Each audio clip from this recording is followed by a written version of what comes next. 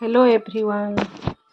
एबे ई गरम दिन में बहुत मिलीबग या जुआ पोक मंदार गछ एवं अन्यान्य गछरे लगी थांती। एमानकर धला आवरण आउ से महम भली होई गछरे लगी जाती। सबु नुआ नुआ डाल रे लगी जाती एवं गछर रस पीबारे लगी थांती, जहाँकि यार उपचार न कले गछ सुखी जाए एवं मरी भी जाए। जितेबले गछर छोट छोट कहलिया डाल बाहरी थाए, एमाने सही समय रे तार सबू रस को पीकी गछ को सुखे दे थांती। गछ सुखी जाए, किछि दिन भितर गछ मरी भी जाए।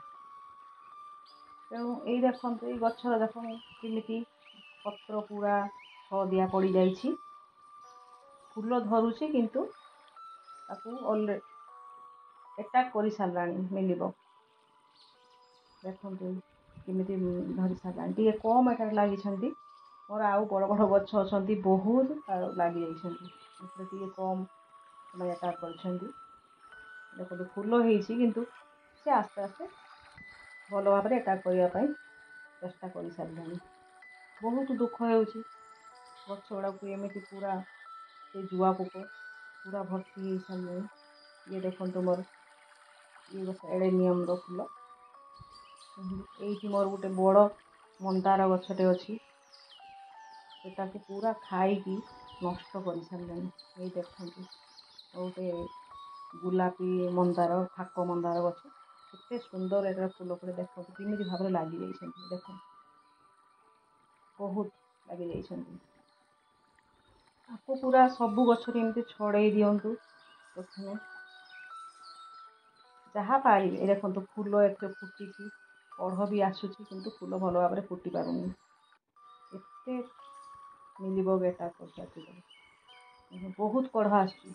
मु किसी डाल भी काटी देइछि एथिरे बहुत लगी जाइए मुझे बहुत काटी देइछि। एमती नुआ नुआ सब देख छोट छोट डाल कहलिया पत्र सबू से खाईदे सारिकी गछ बर्तमान सुखा अवस्था आसीगला। ताको आस्ते आस्ते छड़े दिंतु सबू गछर। मोर बहुत मंदार फूल गछ अच्छी सबूरे लगी लगी। आउ गोटे देखो ये मोर आउ गोटे आइस पिंक मंदार ये देख तार अवस्था देखते छोट छोट कढ़ बाहर फुटी पार एत एटा कर सारे। मोर घर काम चली मुझे ध्यान दे पार नहीं एते। देखु एमती फूल भी केमती छोट छोट फुटी आर एत बड़ बड़ फूल फुटे छोट छोट फूल फुटी लगी से पूरा जुआ पोक भर्ती सब गछ सारा है छोट छोट कौलिया पत्र सब नष्ट कर सारे। जंदा भी लगी सारी देखे आगुरी जंदा पिंपुड़ी लगी आ गोटे मोर तारिणी मंदार गछ लगी पूरा ये देखते केमी लगी सबू गछरू आस्ते आस्ते सब जिते पारे बाहर करदे। बहुत बहुत लगी पूरा सबू प्रकार गछ देख पत्र तले केमती लगी रही आवरण पूरा महम भाया पूरा गछरे लगिजे पूरा हाथ कर भी छाड़े तो जल्दी। तेणु पानी जिते आप दौरान भल भाव में पानी स्प्रे करूँ गछ गछ पूरा ये को स्प्रे करूँ जमी छाड़े बार बार सप्ताह 2 थर 3 थर पानी बहुत स्प्रे करूँ भल भाव में सी बार बार कले से छाड़े ना सर पानी या शैम्पू पानी पकई तापर भी स्प्रे करूँ। बहुत बड़ गछटे जुआ पोक खाई सब नष्ट कर सारे। किसी उपचार करूना मुझे छोटे छोट गछटे ये गोटे ऑरेंज कलर मंदार नर्सरी एवं 15-20 दिन है नहीं आसती। देखते कि अवस्था कर सारे मिलीबग कर सारे।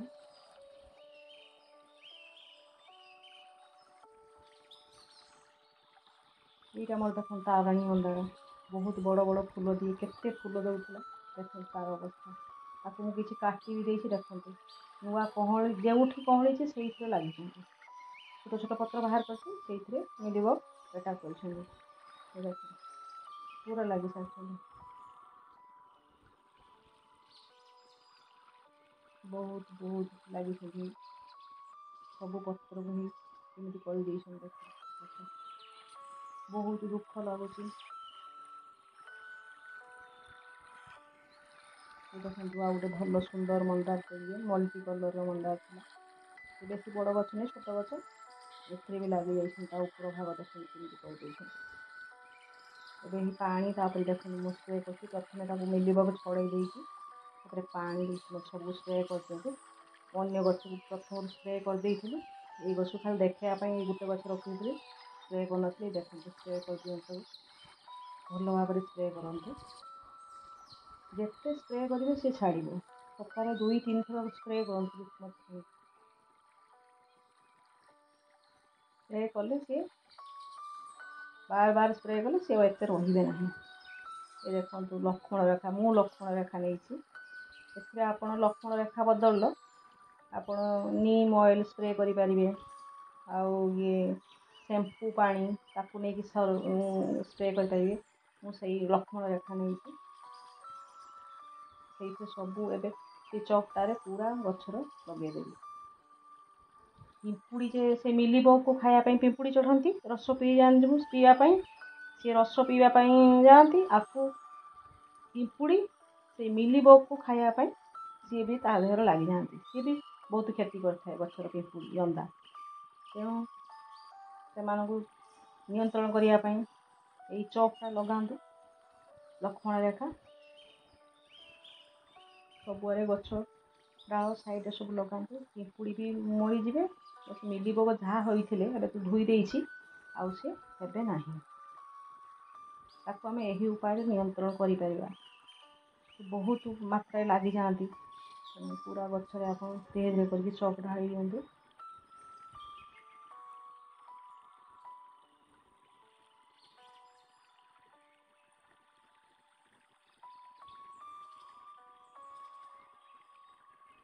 ସବୁ ଗଛରେ ଧୀରେ ଧୀରେ ଲଗେଇ ଦିଅନ୍ତୁ।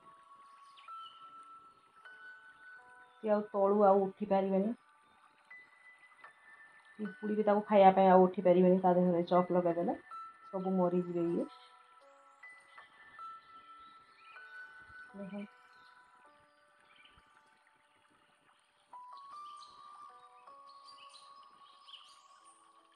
ଗଛକୁ ପୁରା ସବୁ ନଷ୍ଟ କରିଦେଇଛନ୍ତି। ଫୁଲ ଆଉ ଭଲ ଆସୁନାହିଁ। ଏତେ ସୁନ୍ଦର ଫୁଲ ସିଏ ବି ବନ୍ଦ ହେଇଗଲାଣି, ଫୁଲ ଆଉ ଆସୁନି।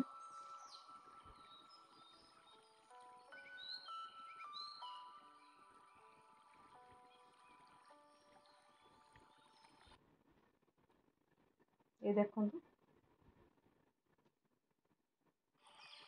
ସବୁଆଡ଼େ ଲଗେଇ ଚାଲନ୍ତୁ। ତାପରେ ଦେଖନ୍ତୁ ଏ ଗଛରେ ହିଁ ଲଗେଇ ଦେଇଛି। ଛୋଟ ଗଛ ହେଲେ ବି ଏତେ ଧୀରେ ଧୀରେ କରିକି ଡାଳରେ ତାର ବି ଲଗେଇ ଦିଅନ୍ତୁ।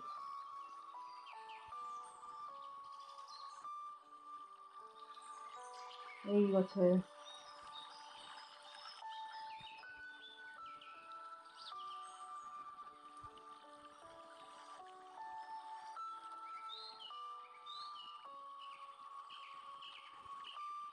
ତାପରେ ଏଇ ଦେଖନ୍ତୁ, ଏଇ ଗଛରେ ଦେଖନ୍ତୁ ଭଲ ଭାବରେ ଏଟାକୁ ଦେଖନ୍ତୁ, ଏଠି ପିମ୍ପୁଡ଼ି ଲାଗି ରହିଛନ୍ତି କେମିତି। ପିମ୍ପୁଡ଼ି ଲାଗି ରହିଛନ୍ତି, ସେ ଜୁଆ ପୋକକୁ ଖାଇବା ପାଇଁ ଆସନ୍ତି। ପିମ୍ପୁଡ଼ି ସବୁ ନିପାତ ହେଇଯିବେ। ଏ ଗଛ ଭଲ ଭାବରେ ଲଗେଇ ଦେଇ ସପ୍ତାହରେ 1-2 ଥର ଲଗାଇଲେ ପାଣି ପ୍ରଥମେ ସ୍ପ୍ରେ କରିବେ, ତାପରେ 1-2 ଥର ଚକ୍ ଲଗାଇବେ। ଲଗାଇଦେଲେ ଜଲ୍ଦି ଏମାନେ ନିପାତ ହେଇଯିବେ। ଜୁଆ ପୋକ ବି ଗଛ ବହୁତ କଷ୍ଟ ସହିଥାଏ, ତାକୁ ବି ବହୁତ କଷ୍ଟ ହୁଏ। ତେଣୁ ଗଛକୁ ଭଲ ଭାବରେ ଯତ୍ନ ନିଅନ୍ତୁ। ଆଉ ଧନ୍ୟବାଦ।